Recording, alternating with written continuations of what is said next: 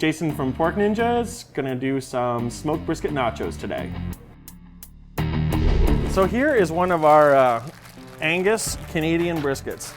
He's come from our little producer in Alberta this week. A few years ago, I actually got pretty passionate about maybe trying to do specific regions of barbecue. And I came to a realization in the last year or two that there really isn't any point in trying to emulate another region's barbecue.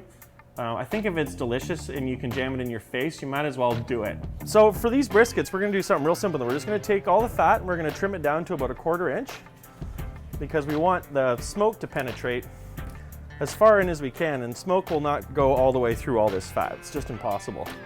So we're just gonna trim it down. So we've taken my favorite parts of barbecue that I've traveled and absorbed and kind of turned them on their head a little bit. It's funny when you look at a brisket and you think, oh, it's a big piece of meat, but look at how much we actually have to throw out. And then when I cook this, it's gonna shrink by another 30%. So I remember the first time I showed one of my friends how to cook briskets, the next morning when we went to take them off, she said, oh my God, they're shrinky dinks. The meat's supposed to be the star of the show.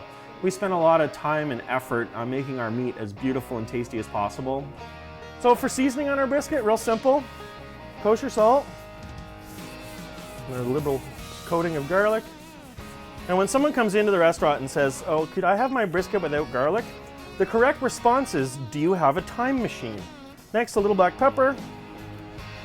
And by a little, I mean a lot. Barbecue takes a really, really long time to cook.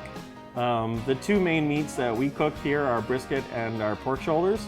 And we use a pellet cooker here, which is, our fuel source is 100% wood, but it's a more delicate, smoky flavor. So we cook at a lower temperature for a lot longer than a lot of other places might cook that are maybe using different methods.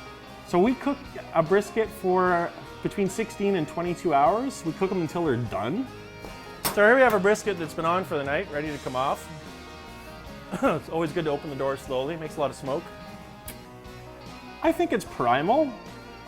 I think people really like the idea of cooking primal foods. You know, cooking with fire is pretty fantastic.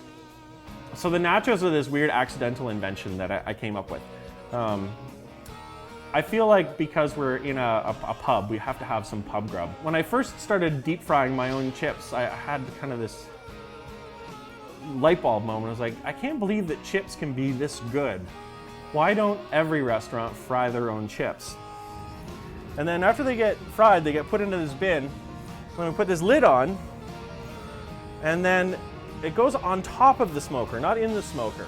They're actually the smokiest thing we serve at our restaurant now, are our smoked chips, which you can get as just chips, but you really would want to get them as nachos with melted cheese on top of them. And we can put any of our meats on top of the nachos.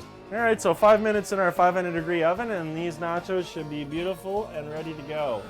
We got melty cheese and crispy burnt ends on top. So barbecue is one of those things that people have almost a religious reaction to, especially if someone comes from a particular region where their family has been cooking a particular style of barbecue for a century or so. We don't have that in Toronto at all. So I have the real benefit of being able to do some innovative things without offending anyone greatly.